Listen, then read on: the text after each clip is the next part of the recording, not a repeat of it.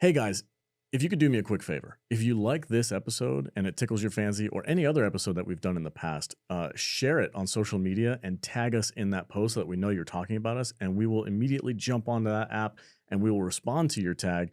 And we can talk about what you like about the episode and possibly talk about something that we might want to cover in the future.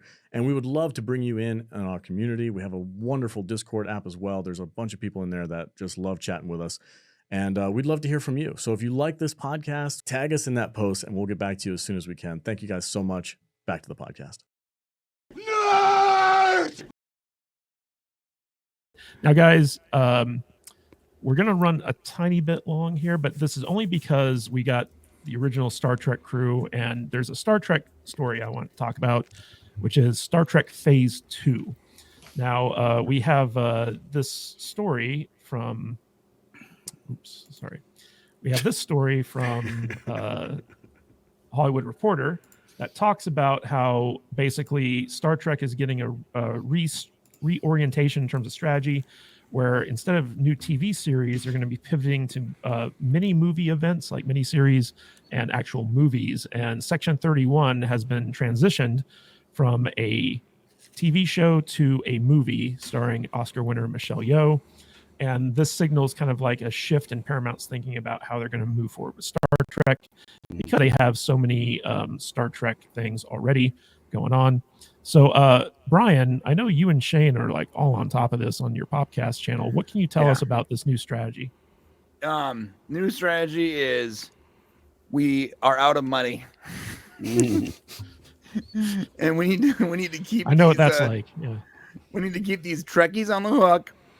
So we need to do stuff that's on the cheap right now, and rebuild our coffers. That's really what's going on. Like they don't want to lose. Star Trek is, and no pun intended, paramount.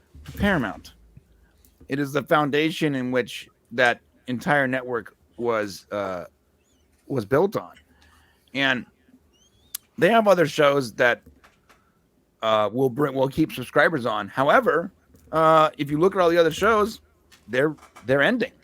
Like the Yellowstone franchise is done pretty soon. They're gonna have Tulsa King on, but even that, like the season that was supposed to be already starting production, because of disputes right now between the creator and the studio, that might not happen. So they might not have one of the most popular things. Survivor, the reality show that cost next to nothing that they built a huge audience on, has seen a almost 70% drop off in the last 5 seasons. That is insane. That is a massive drop off. In fact, what they did was they go, oh, you know what? People aren't watching anymore because we need to get a new audience. We need younger people. So they literally shrunk the amount of days that they were going to be there and episodes that people would see to from 40 to 39 or something like that to 22.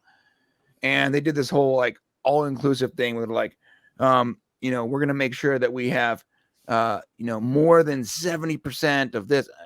They checked a bunch of boxes trying to increase their ESG score and get younger people to watch Survivor. It didn't work. In fact, instead of getting young people to watch Survivor, they just lost all the old people. The people that have been watching for 20 years. So then in comes Star Trek. And they do the same thing with Star Trek Discovery and Picard and whatever. And they're trying to gain this new audience instead of cater to the old audience. Now, the old audience, in the immortal words of Jason Isaacs, they're going to watch anyways. And I got to say, unfortunately, he's right. Probably right. The majority of us are going to watch anyways, even if it's bad. Oh, I will. Because we're Trekkies through and through. And when Jason Isaacs said that, it pissed off a lot of people. Why? Well, because he was mostly right about that. Mm-hmm. However, the new audience that they were trying to get via Discovery and Picard and whatever, I don't think they fully realized that new audience is loud, but they're tiny. It's a loud audience, but there's not a lot of people. And even worse, it's a loud minority of people that also don't really care about anything but themselves.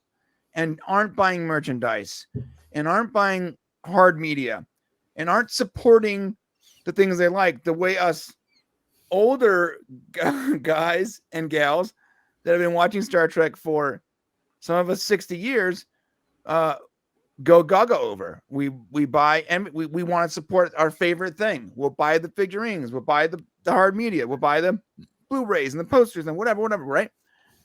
Well, the new audience, the younger people, they're not even paying for their own Paramount Plus subscription. Their parents are, right? They might even be in their late 20s and they're still not paying for their own subscription. They're borrowing it. So you have a group of people that they went after wholeheartedly at the sake of older fans, and they might have gotten some of them, but now they're realizing that it's a small minority of people that are simply loud and won't spend money on their product. So you're echoing what I was going to say about the Twitter conversation, but I didn't get a chance to. It's like all these entitled, I call them millennials, but now it's not just millennials, it's Gen Z. Like everybody wants it for free. Oh, why can't I get it for free? It's kind of the same thing that you're saying. Right. So Paramount's in that bed right now, and so they have to keep the fans that will watch no matter what. They have to keep us happy. Now, here's the deal. If they stop making Star Trek content, then a lot of us will, it's called waterfall. We'll waterfall the service. We'll turn it off until we see Star Trek again, right? So they have to keep something on there to make sense for us to pay for it every month. If they don't, then we'll waterfall the service. We'll turn it off. We'll wait for news of the next Star Trek show to come out, and then we'll boot it back up and go. And so their only strategy is to keep Star Trek on the platform for the majority of the year. So it makes sense for us to keep our subscriptions. That's really what it is. How do you do that when you're out of money? Miniseries, movies, shorts, these events that they can hype up and then deliver very little content, actual content from, but keep you going from month to month, where it doesn't cost them $1 million a week to keep you on. Well, I have a question about that. Real quick.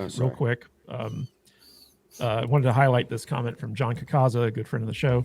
Salty Nerd is closing in on that 10,000 subscriber milestone. If you are watching, make sure to click the subscribe button. We would really appreciate that. Yes. It's been a slog to get to 10,000, but we're almost there. So if anybody wants to subscribe to the channel, we'd really appreciate it. Danny, real quick, make your point. Then I want to get to Michael. Oh, yeah. So, well, I had a question for Brian. So to your point, because you were talking about them saving money by doing a movie instead of a series, but Picard season 3 was like tons of us have talked about how little money they had. Do you think that Section 31, the movie, is going to have a bigger budget than the entire season of Picard? That was, my question. So I'm so sorry, man. Can you repeat the last part? I just was wondering, do you actually think that the budget for Section 31 is going to be less than the budget for Picard season 3, which was No, that's not possible. Exactly. Right. So why I don't get your argument then, Well, maybe I'm going to I might get in trouble for this, but like the budget for Picard was $1 million an episode. Like, here's the deal. That's nothing. That is nothing. Yeah. I know $1 million is a lot of money for all of us normal plebs that are poor, but you guys, $1 million for an episode of science fiction, $1 million for an episode of anything on TV is astronomically small. So that's what they had to wrap up season 3 to fulfill their contractual obligation of finishing the 3rd season, keeping the actors happy, and keeping all the people, all the creators involved that have contracts, from losing their mind. This was what we have. Terry, go make us money with this budget. So for all you haters out there that were mad because we got the 10 forward bar so much, it's because, they were trying to save money. You know what I mean? Yeah. No, they were trying to save money literally the entire season. So the thing is, just because it got a small budget, that doesn't mean that a movie overall can actually spend less money especially if you're reusing a lot of the stuff from Discovery that's still active. Like Discovery's ending right now, right? Well, a lot of that stuff is going to be right. They're going to be using a lot of that stuff that's already on the show, and then you have one movie versus 10 movies, because really that's what Picard is. It's 10 movies, right? Well, how long was the last episode of Picard? 65 minutes. That's a short movie, but it's a movie, right? Yeah. So every episode of Picard was basically a movie. So instead of 10 movies, well, you got one movie, and you got one movie with Michelle Yeoh when you already paid her for a contract before she was Oscar winner. an Oscar-winning actress. Mhm. This, honestly, from a business perspective, this is a no-brainer. You have a character on a show that most people like, even if you don't like Discovery. Most people like Michelle Yeoh, right? To a degree, and she's now an Oscar winner, and you already paid her for a project that you were planning on shelving. Now you need money.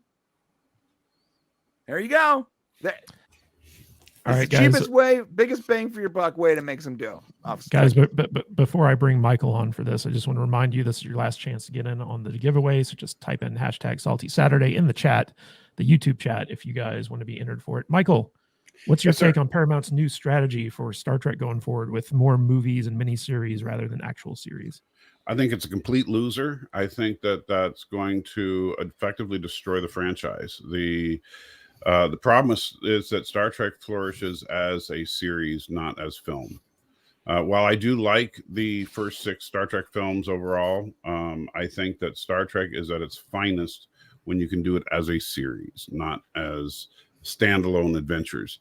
The Section 31 concept, I think, is antithetical to Star Trek, which of course fits in with a lot of what we've been seeing out of Star Trek in the last couple of years.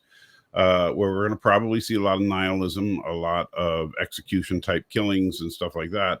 And people are going to cheer on Michelle Yeoh, chopping people's heads off and stuff. And look, I love Michelle Yeoh. I think she's awesome. Loved her all the way back to Crouching Tiger, Hidden Dragon. She is great.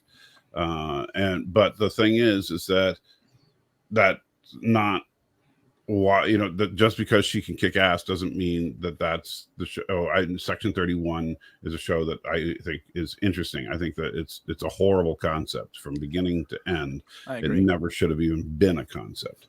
I think that doing these weird individual movies, that making Star Trek into some kind of weird anthology of just random stuff, is going to effectively bury the franchise over time. You need a solid crew like Strange New Worlds. If you want something more lighthearted and fun, you have the Lower Decks and stuff like that. But you don't. Legacy. But shut up, Danny. Star Trek Legacy is crap. You can make these things into shows that will go on in perpetuity. But the thing is that you also don't want to overdo it. You don't need 17 shows going at once. Like if you just move forward with Strange New Worlds, Lower Decks, and yes, even if we do Star Trek Legacy, but those 3 shows, nothing else. Forget about the Starfleet Academy. Forget about Section 31. Forget about all the rest of those stupid projects they're talking about. We just do those 3 projects, because I know Prodigy is separate. That's for the kids. So we're just doing Strange New Worlds, Lower Decks, and Legacy. That's plenty. That could be Star Trek for the next 10, 15 years. And it covers all your audiences. Yeah, your and honestly, if you did it well, that could be awesome. If you just focus, if you got, like with Strange New Worlds, I know that some people love it, some people hate it. With a little bit of tweaking and a little bit better writing, Strange New Worlds can be awesome Trek. I think it's already, it's like this close. And then with Legacy, okay, you get rid of Rafi, diversify the crew a little bit, make it interesting. Fine, we get the Adventures of the Enterprise G and a post Voyager Star Trek, which is something we've been begging for ever since they said Star Trek was coming back. Great. Then as far as Lower Decks, it's just the parody show that we watch for fun. Bam, we're set and match. Do that. Forget about the other crap. That's Jason and I have said this plenty of times. Strange New Worlds would be fine if they would just say it's a alternate reality or reboot. Just those 3 shows. Forget about everything else. That's my take. Hey guys, if you like this podcast, don't forget to like and subscribe to the channel and comment below on your favorite video as well. That goes a long way with helping us boost our channel and get out there in front of more people. And it lets YouTube know that we're doing something right. And if you want to catch us live, we go live 2 times a week, once on Saturdays at 10 a.m. Pacific time and on Tuesdays at 1:30 p.m. Pacific time. So join us there in the chat. We will see you on the live stream. Stay salty.